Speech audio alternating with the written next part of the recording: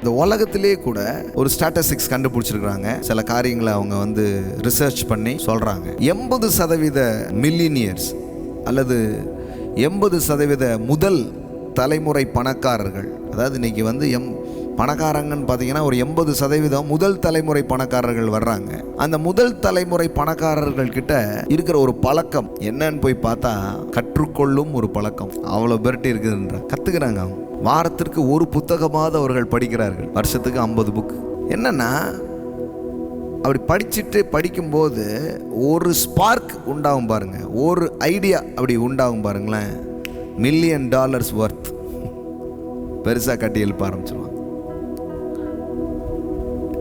பாருங்க. அதனால தான் அறிவின் பாதையை ஞானத்தின் நான் என்ன கேட்குறேன்னா, வெறும் செல்ஃப் ஹெல்ப் புக், சுய முன்னேற்ற நூல்களை படிக்கக்கூடிய மனிதர்களே இப்படிப்பட்ட ஸ்பார்க்கை பெற்று மேலே வர முடியும்னா, ஜீவனுள்ள தேவனுடைய வார்த்தைகளை கேட்கவும் படிக்கவும் மனதையும் செலுத்துகிற பிள்ளைகள் எப்பேற்பட்ட வெற்றியை பார்ப்பார்கள் அப்படின்றத கொஞ்சம் யோசித்து பாருங்க. எப்பேற்பட்ட வெற்றிக்கு அவங்க வாழ்க்கை போகும் கொஞ்சம் யோசித்து பாருங்க. நீங்கள் ஊழியத்தில் சாதிக்கணுமா, பிஸ்னஸில் சாதிக்கணுமா, பொருளாதாரத்தில் உயரணுமா, வேறு எந்த துறையில் நீங்கள் முன்னேறினாலும் முதல்ல வீடு ஞானத்தினால் கட்டப்பட்டு அது விவேகத்தினால் நிலைநிறுத்தப்படும். ஞானத்தை வச்சு தான் நீங்கள் கட்ட முடியும்.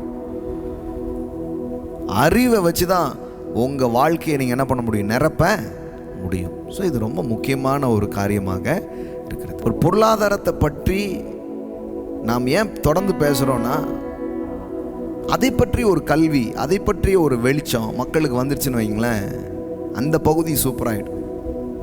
நான் சொல்கிறேன், நீங்கள் எப்பேற்பட்ட தரித்திரத்தில் இருந்தாலும், இல்லாமையில் இருந்தாலும், வறுமையில் இருந்தாலும், கடனில் இருந்தாலும், வாழ்க்கையின் ஒத்த ரூபா கூட இல்லைன்ற இடத்துல நீங்கள் இருந்தாலும், உங்களுக்கு சேலஞ்ச் பண்ணுறேன், இதை மட்டும் கொஞ்சம் கவனித்து கேளு. இது என்னன்றதை மட்டும் கொஞ்சம் நேரம் செலவு பண்ணி கேட்க ஆரம்பிங்க. நான் சொல்கிறேன், சில மாதங்களுக்குள்ளேயே ஒரு செழிப்பின் வேர் அப்படியே முளைக்க ஆரம்பிச்சிடும். என்னை கேட்டால் ஒரு வருஷம் அதெல்லாம் தாண்டும் போது மிகப்பெரிய பொருளாதாரத்தை உங்கள் கையில் நீங்கள் அடைய ஆரம்பிச்சிருவீங்க.